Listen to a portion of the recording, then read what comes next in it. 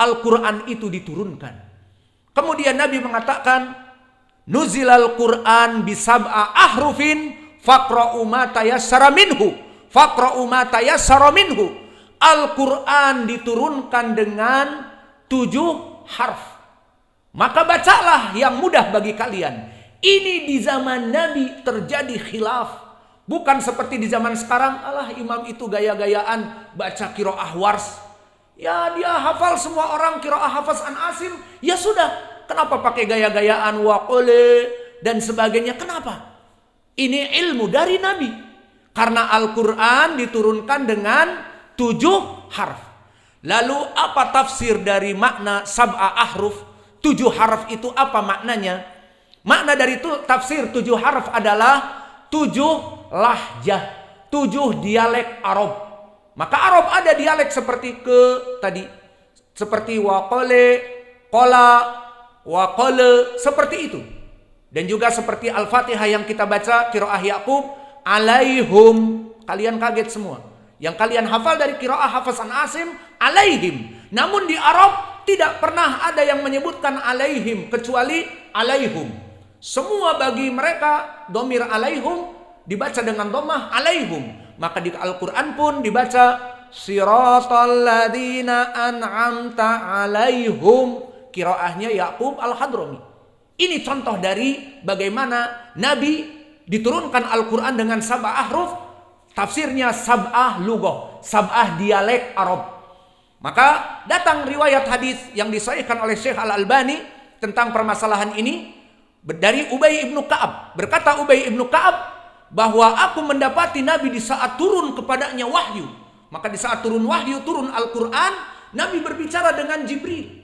Didapatkan di situ di hadis disebutkan Nabi berkata kepada Jibril dan juga Mikail. Di saat diturunkan ayat, Nabi mengatakan Al-Qiraah al-ula atau Al-Lafadh al-awwal, kemudian As-Thani, kemudian As-Thalith, kemudian Ar-Rabi'. Ubay ibnu Ka'ab melihat ini Nabi diturunkan Al-Quran pertama ayat, kemudian qiraah yang kedua sampai kepada 7. Wal qiraah yang 7 ahruf as-sabi', qiraah yang 7 huruf. Maka sama seperti sekarang kita baca tadi, contohnya la yaslaha illal asqa, turun lafaz ini. Bukan ini adalah dari Asim seperti yang antum hafal qiraah Hafaz an Asim ini. Itu Asim tabi'i. Bukan dia yang diturunkan oleh Allah dengan lafaz ini, dia tabi'i. Namun dia yang mempopularkan kepada kaum muslimin dibaca illal asqa. Tapi ucapan Nabi asalnya. Maka Nabi di saat misalnya contoh turun ayat ini, dia meminta kepada Jibril wasani lughah tsani, lahjah dialek yang kedua. Maka diturunkan lafaz-lafaz yang lain. Illal asqa, yang masyhur sekarang qiraah Wars, An-Nafi' dan Abu Amr. Jangan dikatakan turun Al-Quran kepada Wars, An-Nafi' dan kepada Abu Amr. Tidak. Kepada Nabi. Namun mereka yang mempopularkan kepada sanad dari tabi'in kepada para sahabat kepada Nabi, ucapannya dengan al-asqa. Dan begitupun al-kisai. Maka Nabi pun meminta lagi qiraah as-salits, as-salisah atau harf as-salis, huruf yang ketiga. Illal asqa.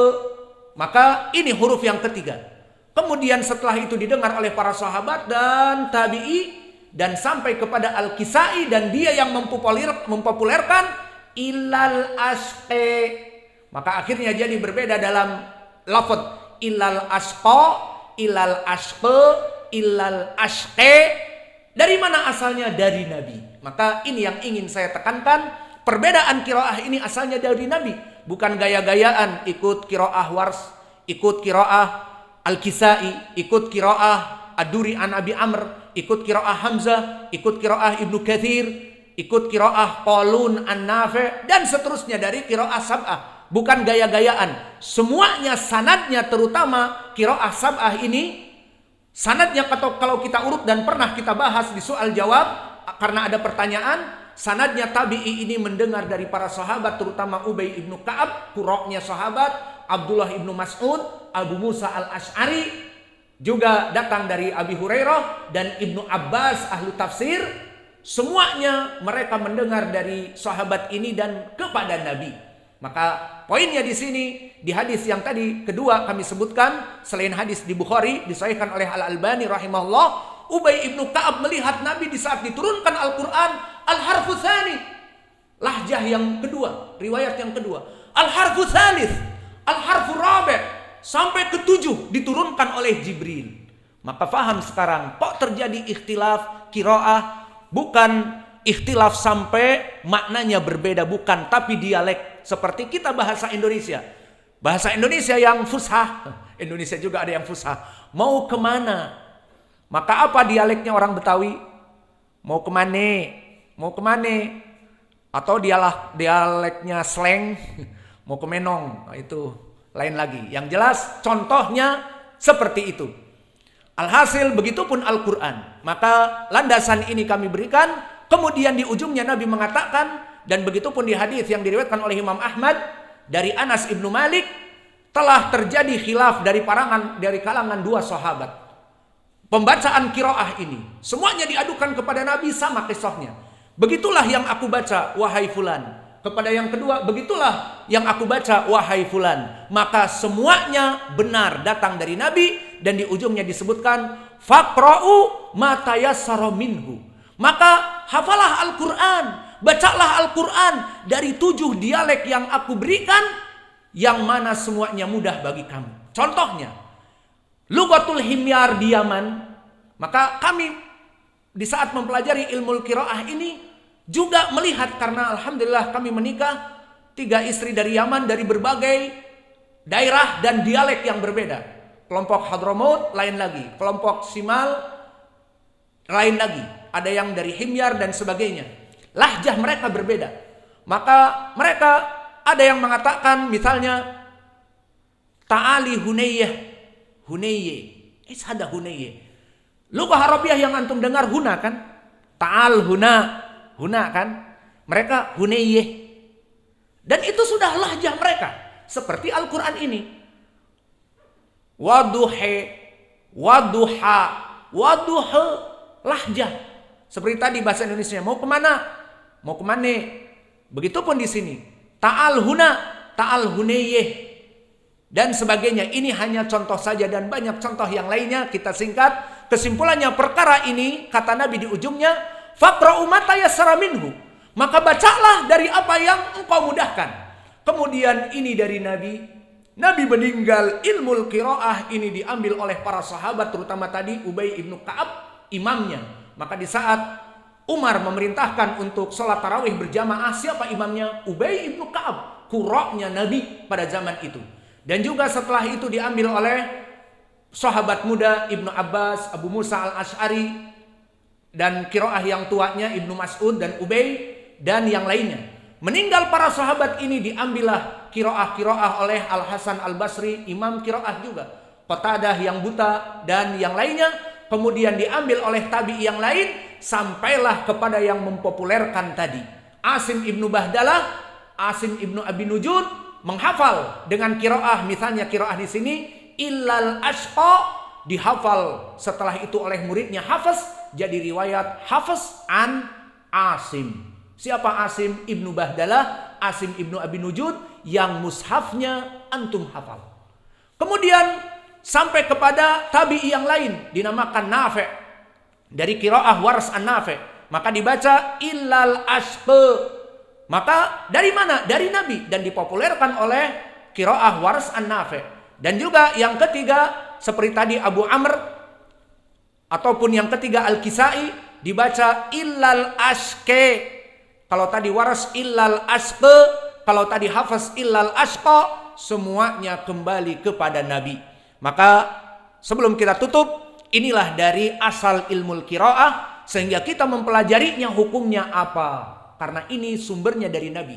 Disebutkan oleh Imam Ibnu Hazm dan yang lainnya, hukumnya fardu kifayah. Seperti orang mempelajari ilmu-ilmu cabang-cabang yang lainnya. Ilmu hadis, ilmu lughatil arabiyah dengan i'rab dan sebagainya. Maka begitupun ilmu qiraah, dia adalah fardu kifayah. Gambarannya apa? Seperti orang-orang yang mengurus jenazah. Jika dalam suatu desa ada 40 orang, ada yang meninggal, kemudian semuanya berlepas diri, ana sibuk kerja PNS, nggak bisa keluar. Ana juga piket kerja Polri dan TNI, piket sekarang di kantor.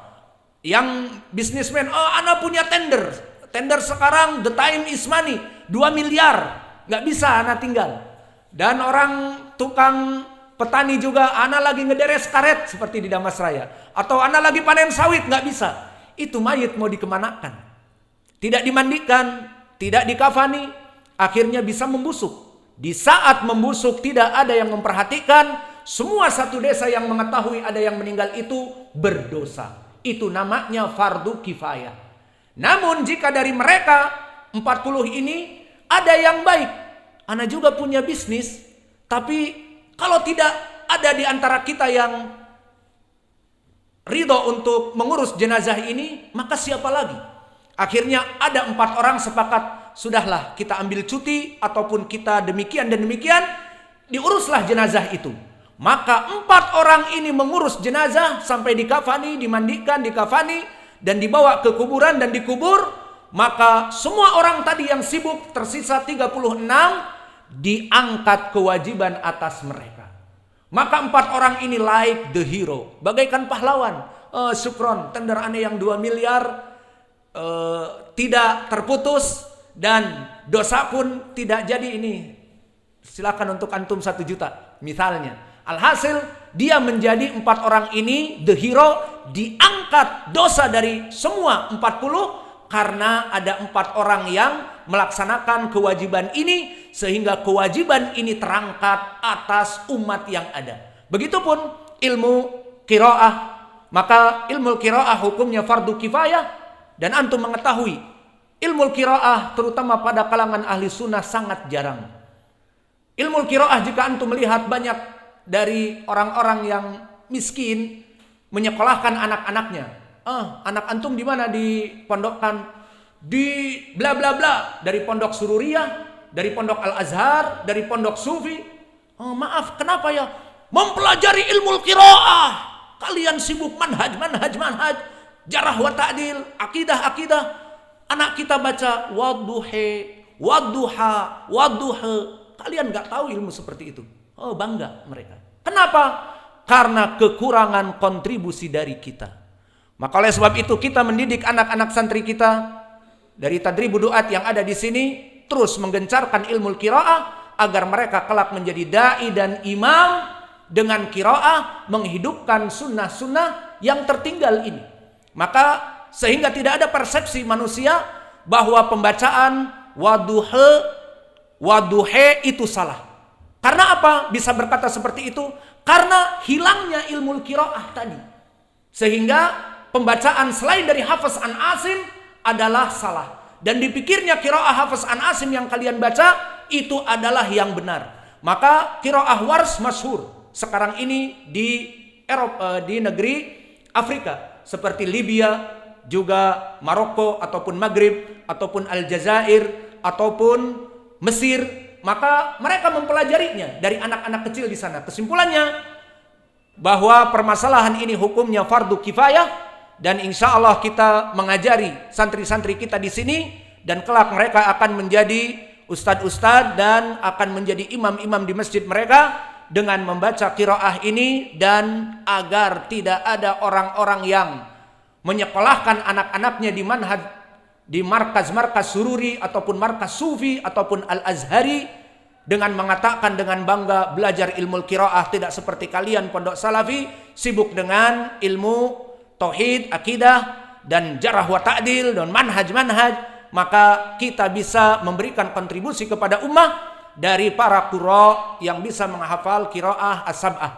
Dan kesimpulannya, orang-orang yang mengajari Al-Quran dengan qiraah ini pun sama seperti keutamaan orang yang membaca Al-Quran. Sumbernya dari ucapan Allah, seperti hadis yang dibacakan oleh Nabi dari Utsman ibn Affan yang diriwayatkan oleh Imam Al-Bukhari, khairukum man ta'allamal Qur'ana wa 'allamahu. Sebaik-baiknya kalian adalah orang-orang yang membaca Al-Quran dan orang-orang yang mempelajari Al-Quran. Maka yang mempelajari Al-Quran dengan orang yang mengajari Al-Quran, baik Al-Quran qiraah Hafs an Asim, baik qiraah Wars an Nafi', baik qiraah Aduri anil Kisai, baik qiraah Aduri an Abi Amr, baik qiraah Ruwais dan qiraah Rauh an Ya'qub al-Hadrami, semuanya sama mendapatkan pahala yang belajar dan yang mengajar. Maka inilah yang bisa kita berikan. Wa naktafi ilahuna wa jazakumullahu khaira wa barakallahu fi ilmikum. Tafadhalu.